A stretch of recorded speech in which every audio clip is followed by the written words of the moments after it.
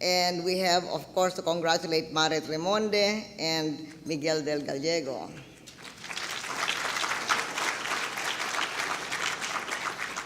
Our officials of the Philippine government of the province of Cebu, led by Governor Gwen Garcia,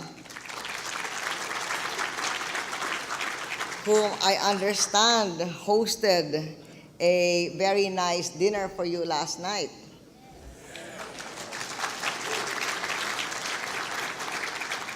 And in the table next to the presidential table, we have our national officials, such as our legislators. We have Congressman Raul, Deputy Speaker Raul Del Mar. Is this your district, Raul? Is this your district? So he is your host, Congressman. And then next to him, we have my Presidential Advisor on Climate Change, Sani Alvarez. And Congresswoman Nerison Ruiz, former Congresswoman and spouse of the incumbent Congressman, Congresswoman Nancy Cuenco, and Congressman Ben-Hur Salimbangon. So we're all very happy to be here, and I'm sure I speak for all of them when I say, to all the foreign delegates to this convention, welcome to the Philippines, welcome to Cebu. And to the Kiwanis Club of Cebu City, whom the mayor called the best civic club in his city, for hosting this convention, congratulations also. I guess we should congratulate, as I said earlier, the South District Governor Marit and Convention Chairman Miguel for leaving no stone unturned. I understand that Marit worked very hard to bring this event to her husband Sergio's province, which is now also her home province. But one of these days, Chairman Navarro and I will host you also. Won't we?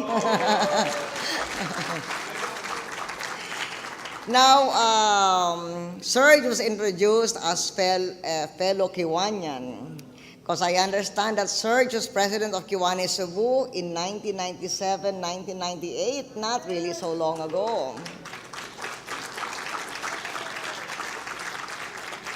So it was Serge who first got Marit interested in Kiwanis. But in 2001, when Serge joined my new administration, then Marit took his place as a full-fledged member of the Kiwanis Club. So now we have Press Secretary Serge Remonde. He took his oath of office before me some time ago, but Marit wasn't there.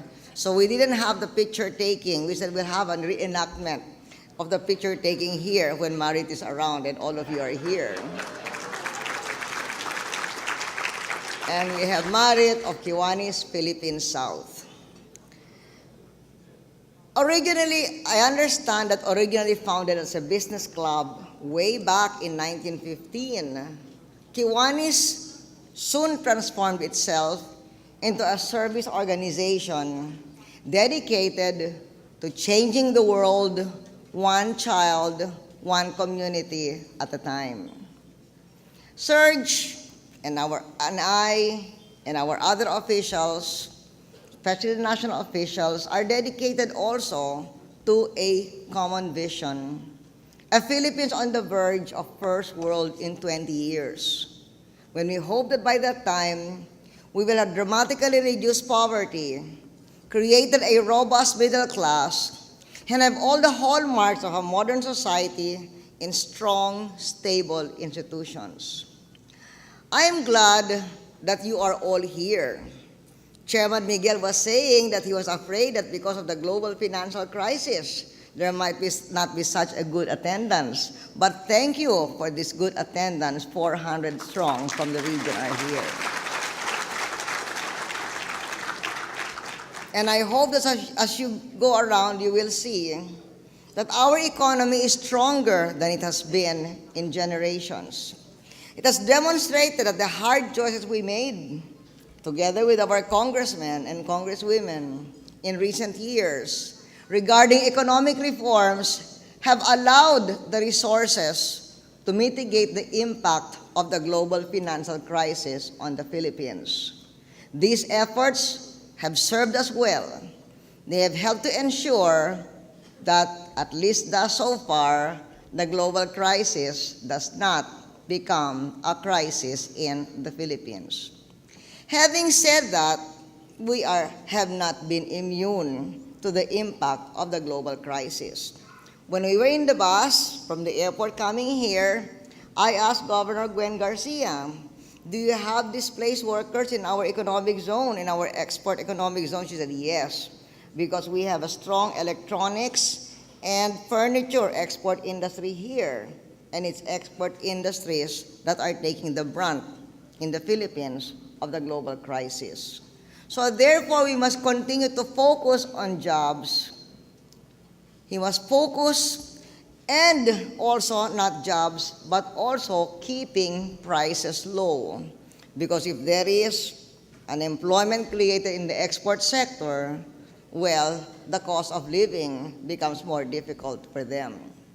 So the government must provide incentives to help the private sector to keep and create jobs. One of the things that we are doing, together with the Secretary of Labor, is for those electronics firms who said that they don't want to fire all of their workers because they know that there will be a rebound. It's just that they don't know when the rebound will happen in the electronic sector. So they said if the government could help them and keep their workers, even if the workers don't have real work to do, but to train in the meantime. So that's what we're doing. They can pay their workers half of the minimum wage because they won't be working anyway, while the government is training them for higher skills for the rebound. And so this half of the minimum wage is not a wage. It is just an allowance for their food and their transportation to their